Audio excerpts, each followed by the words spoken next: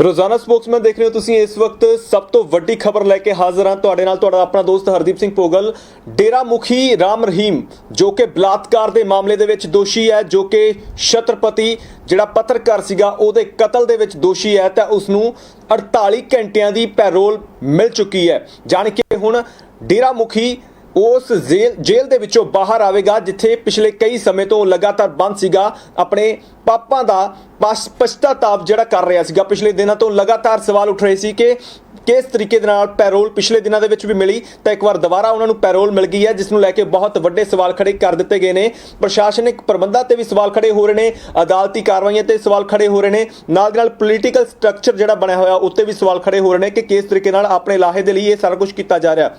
ਸਭ ਤੋਂ ਵੱਡੀ ਗੱਲ ਇਹ ਹੈ ਕਿ ਡੇਰਾ ਮੁਖੀ ਨੂੰ 48 ਘੰਟਿਆਂ ਦੀ ਪੈਰੋਲ ਇਸ ਕਰਕੇ ਮਿਲੀ ਹੈ ਕਿ ਉਹ ਆਪਣੀ ਮਾਤਾ ਨੂੰ ਮਿਲ ਆਏ ਨੇ। ਉਹਨਾਂ ਦੀ ਮਾਂ ਦੀ ਹਾਲਤ ਠੀਕ ਨਹੀਂ ਹੈ, ਦੱਸਿਆ ਗਿਆ। ਜਿਹੜੀ ਸਿੱਧੇ ਤੌਰ ਤੇ ਅਰਜ਼ੀ ਪਾਈ ਗਈ ਸੀ ਉਸ ਦੇ ਵਿੱਚ ਇਹ ਕਿਹਾ ਗਿਆ ਕਿ ਮਾਤਾ ਦੀ ਹਾਲਤ ਠੀਕ ਨਹੀਂ ਹੈਗੀ, ਉਹਨਾਂ ਨੂੰ ਮਿਲਣ ਜਾਣਾ। ਤਾਂ ਉਹਨਾਂ ਨੂੰ ਮਿਲਣ ਦੇ ਲਈ ਪੈਰੋਲ ਜਿਹੜੀ ਮੰਗੀ ਗਈ ਸੀ, ਸਮਾਂ ਜ਼ਿਆਦਾ ਮੰਗਿਆ ਗਿਆ ਸੀ, ਪਰ 48 ਘੰਟਿਆਂ ਦਾ ਸਮਾਂ ਦਿੱਤਾ ਗਿਆ। ਤੇ ਇਸ ਤੋਂ ਬਾਅਦ ਹੁਣ ਕਿਤੇ ਨਾ ਕਿਤੇ ਵੱਡੇ ਸਵਾਲ ਖੜੇ ਹੋ ਗਏ ਨੇ, ਕਿਉਂਕਿ ਬਹੁਤ ਸਾਰੇ ਲੋਕ ਸਵਾਲ ਲਗਾਤਾਰ ਇਹ ਕਰਦੇ ਨੇ ਕਿ ਲੰਮਾ ਸਮਾਂ ਹੋ ਗਿਆ, ਬਹੁਤ ਸਾਰੀਆਂ ਦੇਸ਼ ਦੀਆਂ ਜੇਲ੍ਹਾਂ ਦੇ ਵਿੱਚ ਬਹੁਤ ਸਾਰੇ ਸਿੱਖ ਜਿਹੜੇ ਨੇ ਉਹ ਬੰਦੀ ਹੈਗੇ ਨੇ ਲੰਮੇ ਸਮੇਂ ਤੋਂ, ਉਹਨਾਂ ਨੂੰ ਪੈਰੋਲਾਂ ਨਹੀਂ ਮਿਲਦੀਆਂ। ਪਰ ਸਿੱਧੇ ਤੌਰ ਤੇ ਡੇਰਾ ਮੁਖੀ ਰਾਮ ਰਹੀਮ ਦੇ ਮਾਮਲੇ ਦੇ ਵਿੱਚ ਇਹ ਵਿਤਕਰਾ ਕਿਉਂ ਕੀਤਾ ਜਾ ਰਿਹਾ? ਸਭ ਤੋਂ ਪਹਿਲਾਂ ਅਸੀਂ ਜੇ ਗੱਲ ਕਰਨੀ ਹੈ, ਅੱਜ 48 ਘੰਟੇ ਦੀ ਪੈਰੋਲ ਡੇਰਾ ਮੁਖੀ ਨੂੰ ਮਿਲੀ ਹੈ।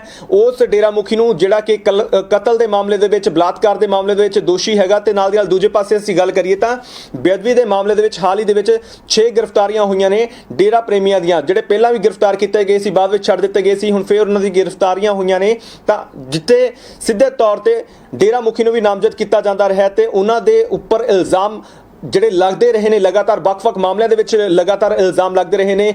ਲੋਕਾਂ ਨੂੰ, ਮੁੰਡਿਆਂ ਨੂੰ ਨਫੁੰਸਕ ਬਣਾਉਣਾ ਹੋਵੇ ਉਹਦੇ ਇਲਜ਼ਾਮ ਲੱਗਦੇ ਰਹੇ ਨੇ, ਬਹੁਤ ਸਾਰੇ ਲੋਕਾਂ ਦੇ ਕਤਲ ਦੇ ਇਲਜ਼ਾਮ ਲੱਗਦੇ ਰਹੇ ਨੇ, ਬਹੁਤ ਸਾਰੇ ਲੋਕਾਂ ਨੂੰ ਧਮਕਾਉਣ ਦੇ ਇਲਜ਼ਾਮ ਲੱਗਦੇ ਰਹੇ ਨੇ। ਤਾਂ ਇੰਨੇ ਇਲਜ਼ਾਮਾਂ ਵਾਲੇ, ਇੰਨੇ ਦੋਸ਼ਾਂ ਦਾ ਸਾਹਮਣਾ ਕਰਨ ਵਾਲੇ ਤੇ ਸਿੱਧੇ ਤੌਰ ਤੇ ਦੋਸ਼ੀ ਗਰਦਾਨੇ ਗਏ, ਅਦਾਲਤ ਦੇ ਵੱਲੋਂ ਦੋਸ਼ੀ ਗਰਦਾਨੇ ਗਏ ਸਜ਼ਾ ਜ਼ਾਬਤਾ ਵਿਅਕਤੀ ਨੂੰ ਪੈਰੋਲ ਮਿਲੀ ਹੈ 48 ਘੰਟਿਆਂ ਦੀ, ਜਿਸ ਤੋਂ ਬਾਅਦ ਬਹੁਤ ਸਾਰੇ ਸਵਾਲ ਖੜੇ ਹੋ ਗਏ ਨੇ। ਸਭ ਤੋਂ ਪਹਿਲਾਂ ਉਹਨਾਂ ਲੋਕਾਂ ਦੇ ਨਾਲ ਵੀ ਗੱਲ ਕਰਨੀ ਅੱਜ ਬਣਦੀ ਹੈ ਜਿਹੜੇ ਲੋਕ ਮੁੱਖ ਗਵਾਹ ਦੇ ਤੌਰ ਤੇ ਸਾਹਮਣੇ ਸੀ। ਖੱਟਾ ਸਿੰਘ ਸਾਡੇ ਨਾਲ ਫੋਨ ਲਾਈਨ ਤੇ ਨੇ, ਗੱਲਬਾਤ ਕਰਕੇ ਸਮਝਦੇ ਹਾਂ। ਖੱਟਾ ਸਿੰਘ ਜੀ, ਕਿਵੇਂ ਦੇਖਦੇ ਹੋ 48 ਘੰਟਿਆਂ ਦੀ ਪੈਰੋਲ ਜਿਹੜੀ ਹੈ ਡੇਰਾ ਮੁਖੀ ਰਾਮ ਰਹੀਮ ਨੂੰ ਮਿਲ ਗਈ ਹੈ, ਕਿਵੇਂ ਦੇਖਦੇ ਹੋ ਇਸ ਚੀਜ਼ ਨੂੰ? ਇਹਨੂੰ ਮੈਂ ਸੋਚਦਾ ਵੀ ਜੇ ਕੋਰਟ ਮੰਨੀ ਮਿਲੀ ਹੈ ਤਾਂ ਇਹ ਤਾਂ ਮੈਂ ਕੁਝ ਕਹਿ ਨਹੀਂ ਸਕਦਾ। ਬਾਕੀ ਇਹ ਸਰਕਾਰ ਦੇ, ਜ਼ਿਆਦਾਤਰ ਸਰਕਾਰ ਦਾ ਵੀ ਸਰਕਾਰਾਂ ਨੂੰ ਦੋ ਕਾਨੂੰਨ ਨਹੀਂ ਚਾਹੀਦੇ ਵੀ ਸਾਡੇ ਸਿੱਖ ਜਥੇਬੰਦੀਆਂ ਦੇ ਬਹੁਤ ਬੰਦੇ ਸਾਡੇ ਪਤਾ ਨਹੀਂ ਕਿੰਨਾ ਚਿਰ ਹੋ ਗਿਆ ਜਿਹਨਾਂ ਚ ਸਰਦਿਆਂ ਨੂੰ ਜੀ, ਉਹਨਾਂ ਦੇ ਬੱਚੇ ਵੀ ਆ, ਉਹਨਾਂ ਦੀਆਂ ਮਾਵਾਂ ਵੀ ਆ, ਉਹਨਾਂ ਦੀਆਂ ਭੈਣਾਂ ਵੀ ਆ, ਉਹਨਾਂ ਦੇ ਭਤੀਜੇ ਵੀ, ਸਾਰਾ ਕੁਝ। ਉਹਨਾਂ ਨੂੰ ਕਦੇ ਕਿਸੇ ਨੂੰ ਹਵਾ ਨਹੀਂ ਲੱਗਣ ਦੇ ਰਹੇ। ਔਰ ਇਸ ਬੰਦੇ ਨੇ ਕਿੰਨੀਆਂ ਕੁੜੀਆਂ ਆਪਣੇ ਬਲਾਤਕਾਰ ਔਰ ਮਰਡਰ ਕੇਸਾਂ 'ਚ ਸਜ਼ਾ ਹੋਈ ਹੈ, ਔਰ 45 ਬੰਦੇ ਜਾਂਦਾ ਕੋਰਟ ਤੋਂ ਨਿਕਲਣਸਾਰ ਵੀ ਜਾਂਦਾ ਮਰਵਾ ਕੇ ਗਿਆ ਜੀ। ਔਰ ਉਸ ਬੰਦੇ ਨੂੰ ਇਸ ਤਰ੍ਹਾਂ ਦੀਆਂ ਜੇ ਸਰਕਾਰਾਂ ਚਾਲਾਂ ਚੱਲ ਕੇ ਰਿਲੀਫ ਦੇਣਗੀਆਂ ਤਾਂ ਇਹ ਏਦੋਂ ਬਹੁਤ ਨਿੰਦਣਯੋਗ ਹੈ। ਏਦੋਂ ਵੱਡਾ ਹੋਰ ਨਹੀਂ, ਇਹ ਬਹੁਤ ਚਤਰ ਦਿਮਾਗ ਦਾ ਬੰਦਾ ਹੈ। ਇਹਨੇ ਜੇ ਕਦੇ ਬਾਹਰ ਆ ਵੀ ਜਾਂਦਾ 10-20 ਦਿਨਾਂ ਵਾਸਤੇ, ਇਹ ਬਹੁਤ ਨੁਕਸਾਨ ਕਰਕੇ ਜਾਊਗਾ ਵੀ ਕਿ ਨਹੀਂ ਜਾਊਗਾ ਇਹ ਵੀ ਨਹੀਂ ਪਤਾ। ਹੋ ਸਕਦਾ ਉੱਥੋਂ ਆ ਕੇ ਮੁੜ ਕੇ ਨਿਕਲ ਹੀ ਜਾਵੇ। ਖੱਟਾ ਜੀ, ਤੁਹਾਨੂੰ ਲੱਗਦਾ ਕਿ ਜਿਸ ਤਰੀਕੇ ਨਾਲ ਤੁਸੀਂ, ਕਿਉਂਕਿ ਮੁੱਖ ਗਵਾਹ ਰਹੇ ਹੋ ਮਾਮਲਿਆਂ ਦੇ ਵਿੱਚ, ਤੇ ਇਹ ਵੀ ਗੱਲਾਂ ਸਾਹਮਣੇ ਆ ਰਹੀਆਂ, ਤੁਸੀਂ ਪਹਿਲਾਂ ਵੀ ਜ਼ਿਕਰ ਕਰਦੇ ਰਹੇ ਹੋ ਕਿ ਤੁਹਾਨੂੰ ਵੀ ਡੇਰਾ ਮੁਖੀ ਤੋਂ ਕਿਤੇ ਨਾ ਕਿਤੇ ਖਤਰਾ ਹੈਗਾ, ਤੇ ਤੁਹਾਨੂੰ ਲੱਗਦਾ ਕਿ ਅਜਿਹੀਆਂ ਪੈਰੋਲਾਂ ਦੇ ਨਾਲ ਖਤਰਾ ਹੋਰ ਵੱਧ ਰਿਹਾ ਤੁਹਾਡੇ ਲਈ? ਪੂਰਾ ਵੱਧ ਰਿਹਾ, ਪੂਰਾ, ਕੋਈ ਸ਼ੱਕ ਹੀ ਨਹੀਂ। ਵੀ ਤੁਸੀਂ ਦੇਖੋ, ਇੱਕ ਹੁਣ ਬਠਿੰਡੇ ਕਿੱਡਾ ਘਿਨਾਉਣਾ ਕੰਮ ਕੀਤਾ, ਉਹ ਸਾਜ਼ਿਸ਼ ਕੀ ਕੀਤਾ। ਇਸ ਤਰ੍ਹਾਂ ਮਤਲਬ ਜਿੰਨੇ ਹੁਣ 10 ਮੁੰਡਿਆਂ ਨੇ, 10-12 ਮੁੰਡਿਆਂ ਨੇ ਜਿਹੜੇ ਆਪਣੇ ਜਿਹੜੇ ਮਰਦ ਬਣਾਏ, ਉਹਨਾਂ ਨੇ ਬਿਆਨ ਹੋ ਚੁੱਕੇ ਹੈ। ਔਰ ਮੇਰੇ ਵਰਗੇ ਇਕੱਲੇ ਬੰਦੇ ਦਾ ਕੀ ਹੈ, ਇਹ ਤਾਂ ਪਤਾ ਨਹੀਂ ਕਦੋਂ ਕਿੱਥੇ ਮਰਵਾ ਦੇ, ਕੀ ਕਰਦੇ, ਇਹਦਾ ਕੋਈ ਪਤਾ ਨਹੀਂ ਹੈ। ਖੱਟਾ ਜੀ, ਤੁਹਾਡੇ ਹਿਸਾਬ ਨਾਲ ਹੋਣਾ ਕੀ ਚਾਹੀਦਾ ਇਸ ਵੇਲੇ? ਤੁਹਾਨੂੰ ਇਹਦੇ ਪਿੱਛੇ ਕਾਰਨ ਕੀ ਲੱਗ ਰਹੇ ਨੇ ਜਿਸ ਤਰੀਕੇ ਨਾਲ ਪੈਰੋਲ ਮਿਲ ਰਹੀ ਹੈ? ਇਹ ਮੈਨੂੰ ਤਾਂ ਕਿਸੇ ਬੰਦਿਆਂ ਤੋਂ ਪਤਾ ਲੱਗਿਆ, ਕੱਲ ਕਿ ਪਰਸੋਂ ਪਤਾ ਲੱਗਿਆ ਵੀ ਇਹਨਾਂ ਦੀ ਬੀਜੇਪੀ ਨਾਲ ਵੀ ਡੀਲ ਹੋ ਗਈ ਹੈ ਪੰਜਾਬ ਦੇ ਇਲੈਕਸ਼ਨਾਂ ਦੀ 22 ਦੀ, ਵੀ ਤੁਸੀਂ ਸਾਨੂੰ ਰਿਲੀਫ ਦਿਓਗੇ ਕਰੋ ਤੇ ਅਸੀਂ ਤੁਹਾਨੂੰ 100% ਤੁਹਾਡੀ ਮਦਦ ਕਰਕੇ ਪੰਜਾਬ 'ਚ ਵੋਟਾਂ ਪਾਵਾਂਗੇ। ਕਿਉਂਕਿ ਬੀਜੇਪੀ ਕੋਲ ਪੰਜਾਬ 'ਚ ਰਿਹਾ ਕੁਛ ਨਹੀਂ ਹੈ, ਨਾ ਤਾਂ ਕਿਸਾਨ ਰਹਿ ਗਏ, ਨਾ ਵਪਾਰੀ ਤਬਕਾ ਰਹਿ ਗਿਆ, ਨਾ ਮਜ਼ਦੂਰ ਤਬਕਾ ਰਹਿ ਗਿਆ, ਉਹ ਸਾਰੇ ਖਿਲਾਫ ਹੋ ਗਏ। ਇੱਕ ਆਕਸੀਜਨ ਜੇ ਮਾੜੀ ਮੋਟੀ ਮਿਲਦੀ ਹੈ ਤਾਂ ਇਹਨਾਂ ਨੂੰ ਆਏ ਵੀ ਸ਼ਾਇਦ ਡੇਰੇ ਦੀਆਂ ਵੋਟਾਂ ਕੁਛ ਮਿਲ ਜਾਣਗੀਆਂ। ਇਹ ਸਾਰਾ ਇਹਨਾਂ ਦਾ ਕਰਕੇ ਹੁਣ 2022 ਤਾਈਂ ਤੁਸੀਂ ਦੇਖਿਓ ਆ ਹੁਣ ਹੋਏ ਆ ਹੋਰ 10-20 ਦਿਨ ਫਿਰ ਇਹ ਲਾਊਗਾ, ਫਿਰ ਹੋ ਸਕਦਾ ਇਹਨੂੰ ਡੇਰੇ ਵੀ ਭੇਜਣਾ। ਇਸ ਤਰ੍ਹਾਂ ਇਹ ਹੁਣ ਖੇਡ ਲੁਕ ਮਚਾਈ ਵਾਲਾ ਚੱਲੂਗਾ ਜੀ। ਤੁਹਾਨੂੰ ਲੱਗਦਾ ਹੋਣਾ ਕੀ ਚਾਹੀਦਾ ਵੈਸੇ ਖੱਟਾ ਜੀ? ਹੋਣਾ ਚਾਹੀਦਾ ਹੀ ਨਹੀਂ, ਇਹਨੂੰ ਇਸ ਤਰ੍ਹਾਂ ਦੇ ਬੰਦੇ ਨੂੰ ਮਿਲਣੀ ਚਾਹੀਦੀ ਨਹੀਂ ਸਜ਼ਾ, ਆਪਣੀ ਛੁੱਟੀ ਇੱਕ ਦਿਨ ਦੀ ਵੀ ਨਹੀਂ ਮਿਲਣੀ ਚਾਹੀਦੀ, ਕਿਉਂਕਿ ਇਸ ਬੰਦੇ ਨੇ ਦੂਜੇ ਨੇ ਇੱਕ ਮਰਡਰ ਕੀਤਾ ਹੋਊਗਾ, ਕੋਈ ਸਜ਼ਾ ਕੱਟ ਰਿਹਾ ਹੋਊਗਾ। ਇਸ ਬੰਦੇ ਨੇ ਕਿੰਨਾ ਕੁੜੀਆਂ ਦੇ ਘਰ ਗੁਜ਼ਾਰਤੇ, ਕਿੰਨੇ 400 ਮੁੰਡਿਆਂ ਨੂੰ ਨਮਾਜ਼ ਕਰਕੇ ਉਹਨਾਂ ਦੇ ਘਰ ਗੁਜ਼ਾਰਤੇ, ਕਿੰਨੀਆਂ ਕੁੜੀਆਂ ਦੇ ਘਰ ਗੁਜ਼ਾਰਤੇ, ਕਿੰਨੇ ਮਾਵਾਂ ਵਾਰੀਆਂ ਦੇ ਘਰ ਗੁਜ਼ਾਰਤੇ। ਇਸ ਬੰਦੇ ਨੂੰ ਇਹਨੂੰ ਕਦੇ ਮਿਲਣੀ ਚਾਹੀਦੀ ਨਹੀਂ, ਛੁੱਟੀ ਮਿਲਣੀ ਚਾਹੀਦੀ, ਜਿੰਨੀ ਸਜ਼ਾ ਉਨੀ ਜੇਲ੍ਹ 'ਚ ਹੀ ਕੱਟੇ।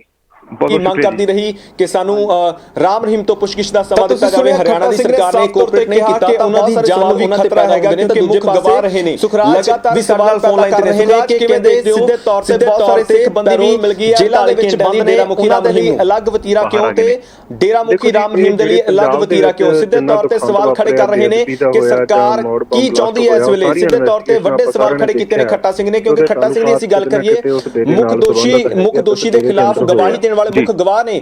ਲਗਾਤਾਰ ਪਿਛਲੇ ਦਿਨਾਂ ਦੇ ਵਿੱਚ ਵੀ ਅਸੀਂ ਇਹਨਾਂ ਦੇ ਨਾਲ ਰਾਬਤਾ ਕੀਤਾ ਸੀ, ਇੰਟਰਵਿਊ ਵੀ ਤੁਹਾਡੇ ਸਾਹਮਣੇ ਨਸ਼ਰ ਕੀਤੀ ਸੀ ਰੋਜ਼ਾਨਾ ਸਪੋਕਸਮੈਨ ਦੇ ਮਾਧਿਅਮ ਰਾਹੀਂ ਕਿ ਕਿਸ ਤਰੀਕੇ ਨਾਲ ਖੱਟਾ ਸਿੰਘ ਨੇ ਪਹਿਲਾਂ ਵੀ ਇਹ ਸ਼ੰਕੇ ਜਤਾਏ ਸੀ ਕਿ ਜੇ ਡੇਰਾ ਮੁਖੀ ਅੰਦਰ ਬੈਠਾ ਬਹੁਤ ਸਾਰੀਆਂ ਕਾਰਵਾਈਆਂ ਨੂੰ ਅੰਜਾਮ ਦੇ ਰਿਹਾ, ਜੇ ਉਹ ਬਾਹਰ ਆਇਆ ਤਾਂ ਉਸ ਦੇ ਨਾਲ ਵੱਡਾ ਨੁਕਸਾਨ ਜਿਹੜਾ ਸਿੱਧੇ ਤੌਰ ਤੇ ਜਿਹੜੇ ਗਵਾਹ ਨੇ ਉਹਨਾਂ ਨੂੰ ਵੀ ਹੋਵੇਗਾ। ਨਾਲ ਦੇ ਨਾਲ ਉਹਨਾਂ ਨੇ ਇੱਕ ਵੱਡਾ ਸ਼ੰਕਾ ਉਸ ਵੇਲੇ ਇਹ ਜ਼ਾਹਿਰ ਕੀਤਾ ਸੀਗਾ ਕਿ ਜਿਹੜਾ ਡੇਰਾ ਮੁਖੀ ਅੰਦਰ ਬੈਠਾ ਵੀ ਬਹੁਤ ਸਾਰੀਆਂ ਲੜਕੀਆਂ ਤੇ ਬਹੁਤ ਸਾਰੇ ਨੌਜਵਾਨਾਂ ਤੇ ਹੱਲੇ ਵੀ ਆਪਣਾ ਦਬਾਅ ਬਣਾ ਕੇ ਰੱਖ ਰਿਹਾ ਹੈ, ਕਿਉਂਕਿ ਬਹੁਤ ਸਾਰੀਆਂ ਲੜਕੀਆਂ ਦੇ ਨਾਲ ਹੋਰ ਵੀ ਤਸ਼ੱਦਦ ਹੋਇਆ। ਕੁਝ ਲੜਕੀਆਂ ਤਾਂ ਸਾਹਮਣੇ ਆ ਗਈਆਂ ਜਿਸ ਮਾਮਲੇ ਦੇ ਵਿੱਚ ਸਜ਼ਾ ਮਿਲ ਚੁੱਕੀ ਹੈ ਦੋਸ਼ੀ ਨੂੰ, ਪਰ ਦੂਜੇ ਪਾਸੇ ਜਦੋਂ ਅਸੀਂ ਗੱਲ ਕਰਦੇ ਹਾਂ ਬਹੁਤ ਸਾਰੀਆਂ ਲੜਕੀਆਂ ਅੱਜ ਵੀ ਇੰਨੀਆਂ ਸਹਿਮੀਆਂ ਹੋਈਆਂ ਨੇ ਕਿ ਉਹ ਡੇਰਾ ਮੁਖੀ ਦੇ ਡਰ ਦੇ ਕਾਰਨ ਕੁਝ ਵੀ ਬੋਲ ਨਹੀਂ ਰਹੀਆਂ, ਉਹਨਾਂ ਦੇ ਪਰਿਵਾਰ ਚੁੱਪ ਨੇ। ਸਿੱਧੇ ਤੌਰ ਤੇ ਇਸ ਤਰੀਕੇ ਦਾ ਖੌਫ ਜਿਹੜਾ ਡੇਰਾ ਮੁਖੀ ਦਾ ਜੇ ਅੰਦਰ ਬੈਠੇ ਦਾ ਹੈਗਾ ਤਾਂ ਉਹ ਬਾਹਰ ਆਣ ਕੇ ਕੀ ਕਰ ਸਕਦਾ, ਬਹੁਤ ਵੱਡੇ ਸਵਾਲ ਹੈ। ਨਾਲ ਦੀ ਨਾਲ ਜਦੋਂ ਅਸੀਂ ਗੱਲ ਕਰਦੇ ਹਾਂ ਸਿੱਧੇ ਤੌਰ ਤੇ ਖੱਟਾ ਸਿੰਘ ਨੇ ਸ਼ੰਕਾ ਜਤਾਇਆ ਹੈਗਾ ਕਿ ਜਿੰਨੇ ਵੀ ਲੋਕ ਗਵਾਹ ਸੀਗੇ, ਜਿੰਨੇ ਵੀ ਲੋਕ ਗਵਾਹੀਆਂ ਦੇਣ ਵਾਲੇ ਸੀ, ਉਹਨਾਂ ਦੀ ਜਾਨ ਨੂੰ ਵੀ ਵੱਡਾ ਖਤਰਾ ਹੈਗਾ। ਹਾਲਾਂਕਿ ਦੱਸ ਦਈਏ ਕਿ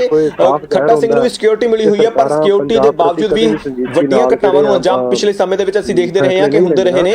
ਪਰ ਇੱਥੇ ਇਹ ਸਵਾਲ ਪੈਦਾ ਹੁੰਦੇ ਨੇ ਕਿ ਆਖਰਕਾਰ ਡੇਰਾ ਮੁਖੀ ਰਾਮ ਰਹੀਮ ਜਿਹੜਾ ਇੰਨੇ ਮਾਮਲਿਆਂ ਦੇ ਵਿੱਚ ਦੋਸ਼ੀ ਕਰਾਰ ਦਿੱਤਾ ਗਿਆ ਹੈਗਾ ਤੇ ਦੂਜੇ ਪਾਸੇ ਬਹੁਤ ਸਾਰੇ ਕੇਸ ਹਾਲੇ ਵੀ ਚੱਲ ਰਹੇ ਨੇ, ਤਾਂ ਉਸ ਵਿਅਕਤੀ ਨੂੰ 48 ਘੰਟੇ ਦੀ ਪੈਰੋਲ ਦੇਣ ਦਾ ਕਾਰਨ ਕੀ ਹੈਗਾ? ਕੀ ਇਹਦੇ ਪਿੱਛੇ ਸਿਆਸੀ ਕਾਰਨ ਹੈਗਾ? ਸਾਡੇ ਨਾਲ ਜ਼ਿਆਦਾ ਗੱਲਬਾਤ ਦੇ ਲਈ ਅਸੀਂ ਜੇ ਸਿੱਧੇ ਤੌਰ ਤੇ ਜੁੜਨਾ ਹੋਵੇ ਭੁਪਿੰਦਰ ਗੋਰਾ ਦੇ ਨਾਲ ਗੱਲਬਾਤ ਕਰਨੀ, ਕਿਉਂਕਿ ਪਿਛਲੇ ਲੰਮੇ ਸਮੇਂ ਤੋਂ ਉਹ ਵੀ ਡੇਰਾ ਮੁਖੀ ਦੇ ਖਿਲਾਫ ਲਗਾਤਾਰ ਬੇਬਾਕੀ ਦੇ ਨਾਲ ਬੋਲਦੇ ਰਹੇ ਨੇ, ਬਹੁਤ ਸਾਰੇ ਮਾਮਲਿਆਂ ਦੇ ਵਿੱਚ ਪਟੀਸ਼ਨ ਵੀ ਪਾਉਂਦੇ ਰਹੇ ਨੇ, ਆਪਣੇ ਵੱਲੋਂ ਕੋਸ਼ਿਸ਼ ਕਰਦੇ ਰਹੇ ਨੇ ਕਿ ਡੇਰਾ ਮੁਖੀ ਦੇ ਖਿਲਾਫ ਸਖਤ ਤੋਂ ਸਖਤ ਕਾਰਵਾਈ ਹੋਣੀ ਚਾਹੀਦੀ ਹੈ। ਪਰ ਨਾਲ ਦੀ ਨਾਲ ਜਿਹੜੇ ਮੌਕੇ ਦੇ ਹਾਲਾਤ ਨੇ ਉਹਨਾਂ ਨੂੰ ਵੀ ਉਹਨਾਂ ਦੀ ਨਜ਼ਾਕਤ ਨੂੰ ਵੀ ਸਮਝਦੇ ਨੇ।